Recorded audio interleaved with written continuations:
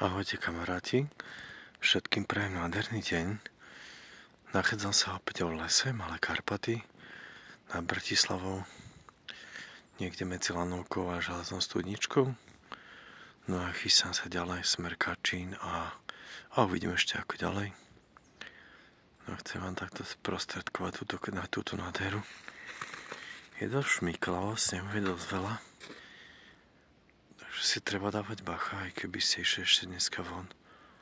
Alebo v týchto dňoch, no ale je krásne a ten sneh nádherne púka pod nohami, ako by bol práve čerstvo napadaný, takže určite choďte von, ak máte radi takéto počasie. Aj nevadí, že nie je nejak slnko, je príjemne.